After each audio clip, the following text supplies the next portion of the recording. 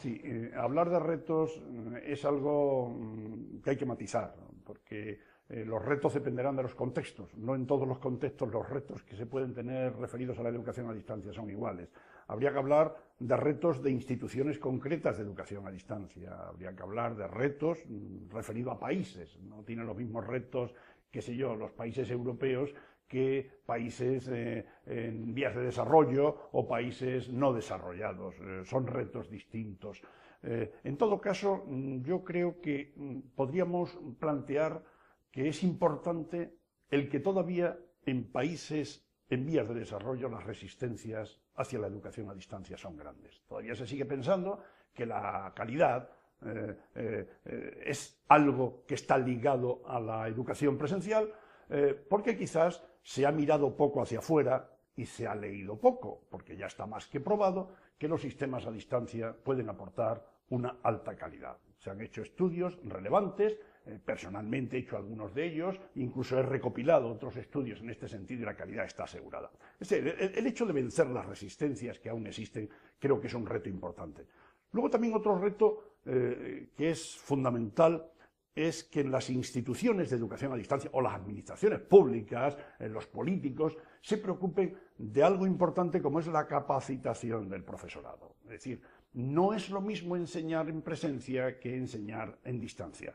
Y para eso hacen falta una serie de competencias que no se tienen por sí mismos. Esto, por descontado, sería más largo porque ese reto implica, qué sé yo, a los propios centros de formación, lo que podrían ser aquí en España lo que han sido las escuelas de magisterio o los centros, las facultades de educación, ¿no?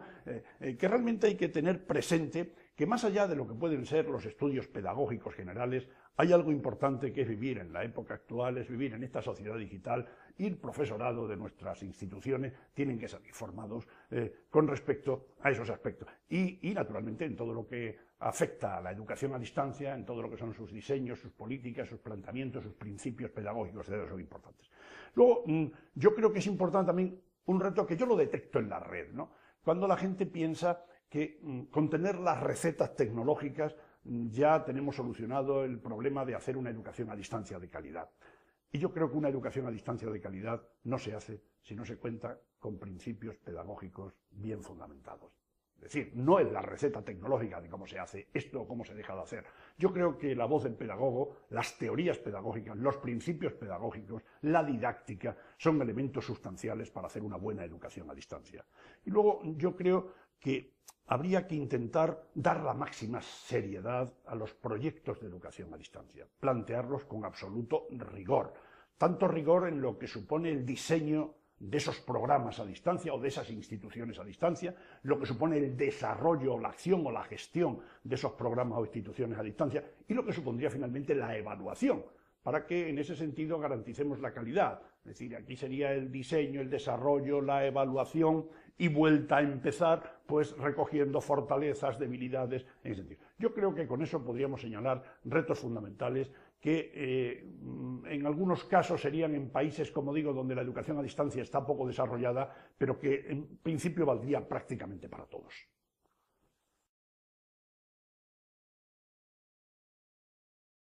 Sin lugar a dudas. Es decir, las TIC aportan nuevos espacios para cualquier actividad humana en la sociedad actual. Es decir, las tecnologías han penetrado en nuestra sociedad, están penetrando cada vez más nuestra sociedad y naturalmente las tecnologías están penetrando la educación en general y, como no, la educación a distancia en particular.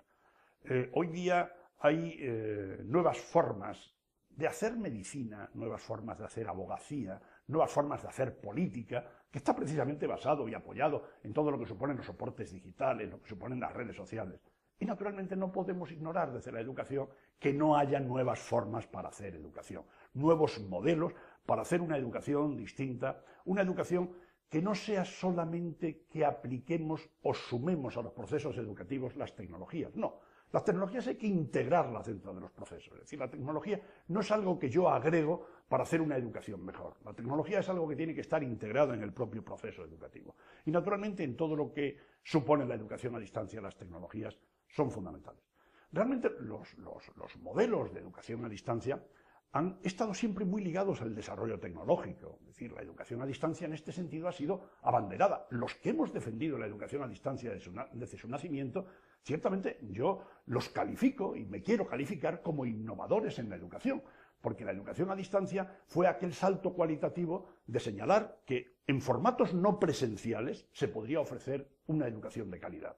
Y aquellos formatos no presenciales que se iniciaban con tecnologías convencionales, como podía ser la prensa, como podía ser la radio, el teléfono, la tecnología aplicada al medio impreso, la educación a distancia siempre estuvo ligada a esos desarrollos tecnológicos y, naturalmente, antes que la presencial, siempre estuvo favorable a lo que fuese aprovechar la radio, lo que fuese aprovechar la televisión, el audio, el vídeo, y cuando apareció Internet, la educación a distancia fue pionera en decir, oiga, que con la red de redes, con Internet, nosotros tenemos unas posibilidades inmensas de llegar a todos los rincones que puedan tener una conexión, evidentemente ahí podríamos hablar de la brecha digital, a todos los lugares donde pueda existir una posibilidad de aplicar tecnologías y fundamentalmente lo que ha abierto la ventana a todas las posibilidades educativas que nos podemos imaginar es el mundo de Internet.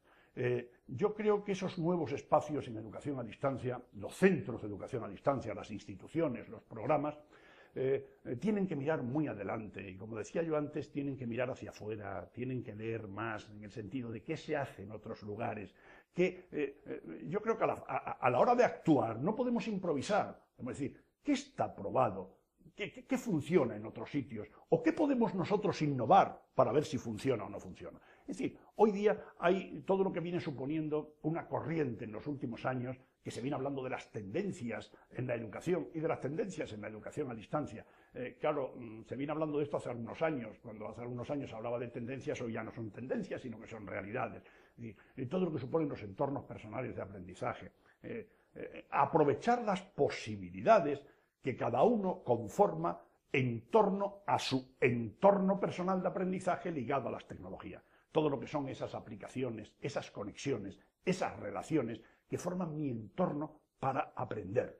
Si esto, desde los centros de formación, desde los centros a distancia, ya que nos estamos refiriendo a ellos, se considera así, las posibilidades de esos entornos personales, los entornos en red, es decir, los entornos colaborativos, lo que puede suponer el aprovechamiento de esas posibilidades que nos da la nube, ese almacenamiento de ficheros, de material, que pueden estar allá en la nube y disponibles para que en cualquier lugar, en cualquier espacio, en cualquier tiempo, podamos nosotros aprovecharlo y tenerlo presente en nuestro computador, en nuestra tableta, en nuestro teléfono inteligente. Y si hablo de teléfonos inteligentes y de tabletas, ahí está el aprendizaje móvil. Es decir, las instituciones, los programas a distancia tienen que aprovechar lo que supone esa conexión en todo tiempo y lugar, la movilidad. Que además ahora, con las tecnologías que en España prácticamente hace un par de meses se han venido implantando, las tecnologías del 4G, es decir, esas posibilidades de que la movilidad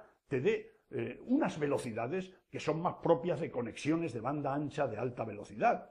Es decir, ya prácticamente a esto no se le ponen límites. Y en países poco desarrollados, estas tecnologías son mucho más económicas que lo que supone un cableado a través de tecnologías fijas de conexión por cable. Esto nos abre un panorama impresionante. Y claro, las instituciones de educación a distancia esto no lo pueden obviar. Tienen que estar presentes en que la movilidad, con estas tecnologías que avanzan a esta velocidad, deben tenerlas presentes. ¿Qué sé yo? Lo que supone la realidad aumentada. Esas posibilidades de que aquello que yo puedo tocar o que yo puedo ver, qué sé yo, a través de mi teléfono inteligente, me puede dar una cantidad de información impresionante. Y esto cada vez se puede hacer más y mejor. Por decir tendencias, mira, el juego es un principio pedagógico de finales del siglo XIX, de la escuela nueva. El juego ha sido siempre importante en pedagogía, es decir, que los niños aprendan jugando. Ha habido resistencias para ello, para suponer en algunos ámbitos que es que jugando se puede aprender. Jugando se aprende y se aprende mucho. Pero los niños, los adolescentes, los jóvenes y los adultos. Bueno, todo lo que está en torno a ese término de gamificación, que no es otra cosa que aplicar la mecánica del juego, en este caso, a la educación, a la enseñanza, al aprendizaje, creo que hay que aprovecharlo. Es decir, en las escuelas, evidentemente, todo lo que suponen los videojuegos, todo lo que supone que los niños se apasionan con aquello de pasar fases, de pasar una etapa adelante, de saltar. Mire, ahí se pueden estructurar posibilidades educativas impresionantes. Y yo hablo de los niños, pero jugando aprenden también los adultos. En fin, el mundo que se nos abre, las posibilidades futuras de la educación en general y de la educación a distancia en particular son grandes. Y entonces, aquí también, vuelvo a lo de antes, habría que tratar de vencer las muchas resistencias. Mire, las resistencias son buenas, porque a los innovadores, cuando tenemos enfrente a los resistentes, esto nos obliga a afinar más nuestras innovaciones, a afinarlas más para que se cometan menos errores, menos fallos, pero realmente, vuelvo a reiterar, hay que mirar arriba, hay que mirar al frente, hay que avanzar, no nos podemos quedar en una educación, en una pedagogía del siglo pasado.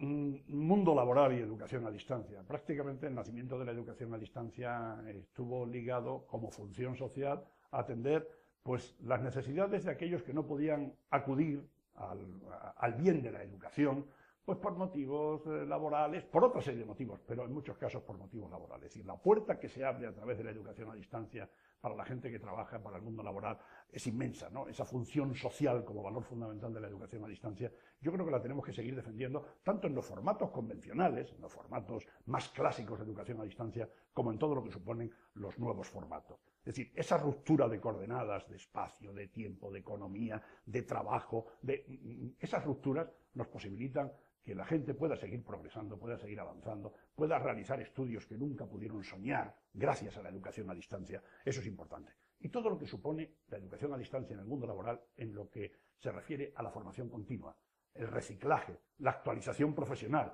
Esto en las aulas convencionales no se puede porque no es posible. Ni es posible ofrecer tanta variedad de cursos y de actividades, ni es posible por el número de estudiantes, que no hay aulas y no hay espacios físicos para retenerlos. Por eso, ciertamente, la función social de la educación a distancia es sustancial y el mundo laboral siempre estará ligada a la educación a distancia, o al revés, la educación a distancia siempre estará ligada al mundo del trabajo. Bueno, los obstáculos, si hablamos de obstáculos, nos tendríamos otra vez que remitir a la primera pregunta que me hiciste en cuanto a los retos. Es decir, en algunos países y algunas instituciones se da un problema grande, que es la falta de credibilidad. Falta de credibilidad. Y eso puede estar justificado, es decir, porque hoy se montan programas a distancia, pues allá, en una sala, y se montan 4 ordenadores, a aquello se le pone, sobre todo, si una denominación en inglés, y parece que ya podemos estar aportando no sé qué university, y ya a distancia, cursos en línea, aprenda inglés en 2 semanas. Es decir, esto hay que cuidarlo mucho. ¿Por qué? Porque esa falta de credibilidad de esos determinados programas se extiende, y como en la presencial hay malos programas y malas instituciones, y buenos, excelentes, pues en la educación a distancia pasa lo mismo. Entonces no podemos generalizar desde lo malo al común, sería mejor que nos quedásemos con lo bueno. Pero esa falta de credibilidad creo que hay que cuidarla. Está el problema de la brecha digital, es decir, es un obstáculo tremendo que todos los educadores, poco podemos hacer en ello. Entonces las administraciones públicas, los políticos, que traten de romper esa brecha. Son muchos tipos de brecha, pero vamos, si nos referimos a la brecha económica, a la brecha digital, allá donde no pueden llegar las tecnologías, es un problema serio, es un obstáculo serio para la educación a distancia. Luego también podríamos hablar de lo que son las regulaciones o limitaciones de carácter administrativo.